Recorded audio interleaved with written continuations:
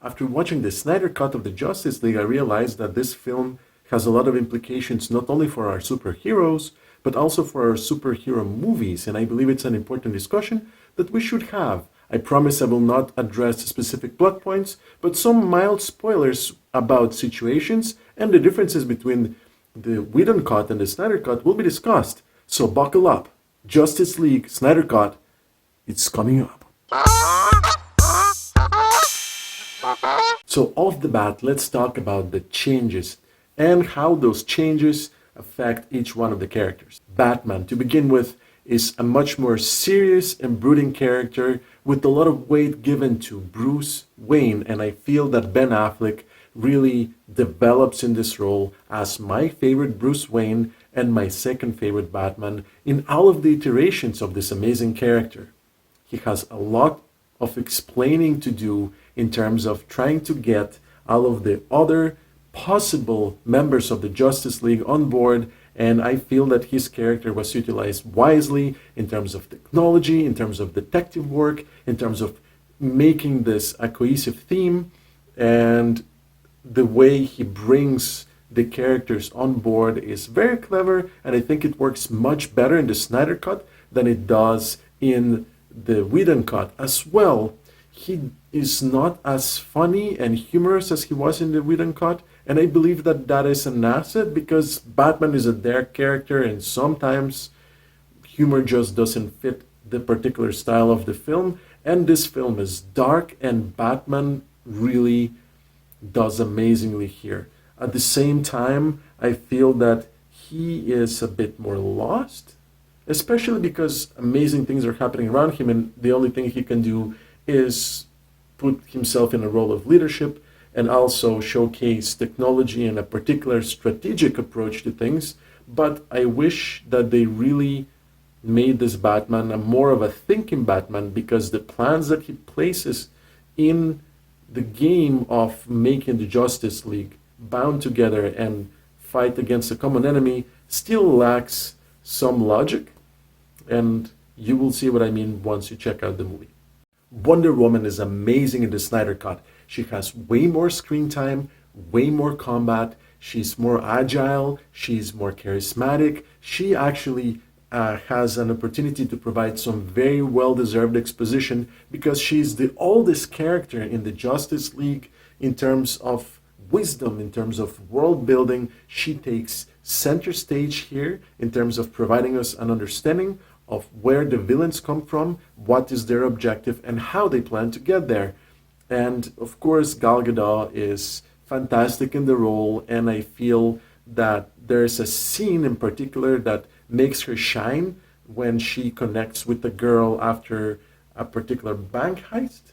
You will know what I mean once you see the film. And in all honesty, this is a much better and more powerful version of the Wonder Woman, which at the same time it is problematic because Wonder Woman 1984 then becomes very out of place in this Justice League universe.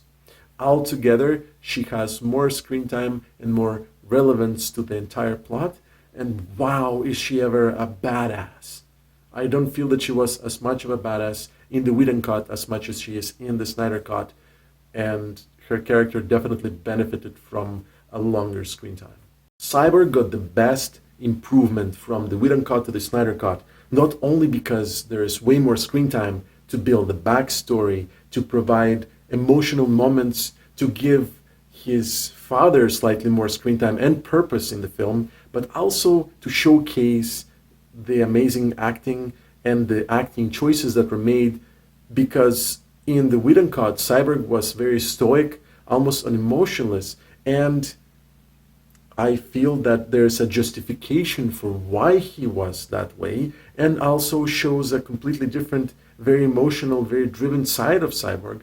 And the backstory justifies a lot of why he does and what he does in the entire run of the 4 hours. I think almost 50% is heavily oriented or about the story of Cyborg. And I think it's a welcome change. And to be honest, it almost feels like it has enough meat, enough Cyborg story in it to be an origin story and warrant the fact that we might not get a standalone Cyborg movie. There aren't that many changes for Aquaman in the Snyder Cut. There was one scene where he sat on the lasso of truth and was somewhat funny that was removed, and it's not in the Snyder Cut, but what is in the Snyder Cut, it's a little bit more exposition for his motivation and his reservations, and it is a much better springboard to have a solo movie later on like Aquaman did, but altogether there isn't that much more Aquaman. At the same time, nobody can substitute Jason Momoa playing Aquaman the way he does, and I feel that he is the character that fits the most into the persona of Aquaman and feels much more at home in this cut. The Snyder Cut picks up right after Batman vs. Superman, and so Superman has a very important role in triggering something that starts the entire plot of the film. And then Superman disappears for most of the film, and when it appears, it's much more emotional, it has more gravity, and the way Superman is portrayed, it's very different. First of all, we don't have the weird CGI lip, which makes the acting shine.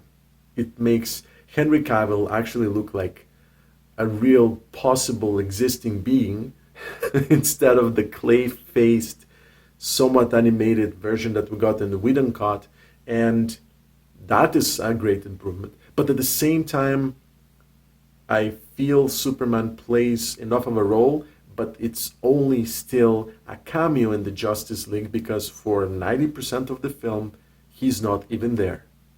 And it's not a bad thing either. And also, at the end of the film, it showcases the repercussions of having Superman back, because everything comes with a price. And in Batman vs. Superman, Batman was worried Superman is dangerous. In the Snyder Cut, it is obvious that Superman is needed to solve the particular issue. But the fact that he's back also means that the danger of having Superman in our world is also back. And the Snyder Cut makes it very evident in the last 15 minutes of the film. Flash is amazing in the Snyder Cut because not only does he have more important and relevant things to do, but it is also less of the comedic relief and more of somebody that has a purpose and tries to understand how he fits in between these heroes, in between these giants. And I really enjoyed Ezra Miller's portrayal of how he navigates such an impressive speed and how he connects with the Speed Force. And I know that some people had commented that he runs weird, like he almost flows. Well, guess what? The Flash doesn't exactly run like a normal human being would. He has to run in a different flow because of such an amazing speed. So I actually like that portrayal, and a lot of the framing in the Snyder Cut makes the Flash look like it's coming out of comic book pages. He's posing, his hand gestures, his expressions are spot on, and the Flash has a huge, important role to play, and also showcases what the Flash could do in future movies. Martian Manhunter is in the Snyder Cut, but I feel it was just a bare cameo to create a possibility for a future appearance of the Martian Manhunter in the Justice League. But to be honest, not exactly an addition that I went crazy for.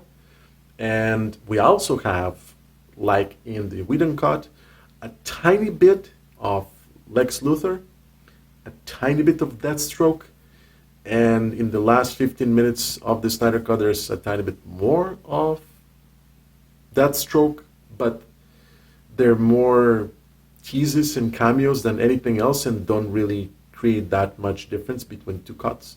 So I feel that the other characters had a much more significant change between the cuts, and to be honest, that's what I was looking for. The Joker was in the movie, and I love Jared Leto's portrayal of the Joker. It's very different to the Suicide Squad, and there isn't much to tell. Just, he was there. Cool, but didn't have much weight to the story. In one of my previous videos, I made an argument why we need better villains in the Justice League to make our heroes have an actual challenge and an actual counterpart that is of equal weight to their heroics. And I have to be honest, the best improvement we got between the Whedon Cut and the Snyder Cut is a way more menacing, well-developed, better looking, better sounding, and more sensical Steppenwolf. Steppenwolf is really portrayed as a force that you don't want to mess with. And it is an important part of filmmaking. Making a better villain so the heroes have more work to do and more challenges to overcome. We have a tiny glimpse of Darkseid, and to be honest, I wish there was more. It was just a tiny setup, a tiny cameo almost, to show that beyond Steppenwolf, there's somebody way better, way more menacing, and something that the Justice League has to deal with in the near future. Setting up, hopefully, a villain for the Snyderverse, if that's a possibility. So, villains were indeed improved, and the Snyder Cut has a real challenge for our heroes. A welcomed addition to the Snyder Cut was a more extensive battle between the Amazons and Steppenwolf. It expanded so much on what we originally saw in the Whedon Cut, and I think it's actually one of the biggest strengths in the Snyder Cut. You will love it once you see it. Another expansion was more detailed and not so long battle between Mira and Steppenwolf as well, and you can see how much she was using her powers instead of how little we saw of her powers in the Whedon Cut, although that doesn't really affect the movie that much. Some other differences were to notice that were in the Whedon Cut and are not in the Snyder Cut. The Flash is really not as funny, and I like that. The family that the Flash had to rescue is not in the Snyder Cut. I like that. The race between Flash and Superman to see who is faster is not there. I like that. And now the Snyder Cut has a couple of other things, such as a more expanded battle between the old gods and the invasion of Earth. That was spectacular. And I watched it with reverence, but also I couldn't stop thinking about the last Avenger movie, which did a fantastic job in bringing a bunch of powerful characters to fight this unstoppable force. And you will not be able to stop in your mind comparing those two movies. The Snyder Cut has a little bit more for side characters, such as Commissioner Jim Gordon and Alfred Pennyworth, and a tiny bit more of Lois Lane and Martha, of course, but I also feel that the characters still feel way in the background, and although Alfred has a very important role to play, I feel the importance of Lois Lane and how she brings Superman back into awareness of where he is not that much different from what we had in the Whedon Cut. That being said, it also sets something up. The last 15 minutes of the Snyder Cut really make you understand that there's possibilities for future films, and that's what I really want to talk about right now, which is what is the possibility of the Snyderverse, the DC Cinematic Universe, and most importantly, can it happen? And I feel that the trailer for the Suicide Squad 2, or whatever you want to call it, is really an important thing that we need to address. And here's why. I was watching the end of the Snyder Cut with a tiny bit of sadness because I understood it was the end of an era for our heroes as well as for filmmaking. And here's what I mean. Where the Snyder Cut creates a dark DC universe with the possibility of a grittier Batman, solo movies for The Flash, perhaps The Martian Manhunter, a more dynamic and bloody battle system altogether where we can see more brutality and an R-rated something. we also have to understand that to make a quality movie in this universe will take a lot of money. Not only to bring the stars back onto the screen, but also for the special effects and everything else. And if you look at the way Zack Snyder filmed this, it was filmed for an IMAX screen to be released in the cinemas. With the way the films are filmed today, you have to consider how they're going to be released. And big budget movies are filmed to be released on a big screen, not to be released on our usual widescreen format that we have at home. I enjoyed the Zack Snyder format, but it was probably not the best format for my screen. And so, what this means as an end of an era for films is, if we are going to see big superhero movies again, it will not happen without cinemas being open. In fact, I feel that the last big budget hero or anti-hero movie we'll see on screens for a while is the Suicide Squad, for which the trailer recently dropped. And I think they're using a little bit of the momentum from the Justice League to push people to watch the Suicide Squad. And the first Suicide Squad was great, but at the same time, it wasn't outstanding. And the trailer for the second Suicide Squad film is pretty solid. I love what I see on screen, the effects look sharp, but let's be honest. It will be a while until a studio spends $150 to $100 million to bring something to the audience. So it is with sadness that I must say that the Snyder Cut, it's perhaps an end of an era, not only for the heroes that we just watched save the world, but also for superhero movies altogether. I would like to read your comments about what do you think is the best improvement in the Snyder Cut. Is it something that changed completely, something that got expanded on, or something that was cut out? I spoke with a lot of my friends who are passionate about superheroes just like myself, and I got a lot of interesting answers, so I'm looking forward to reading yours.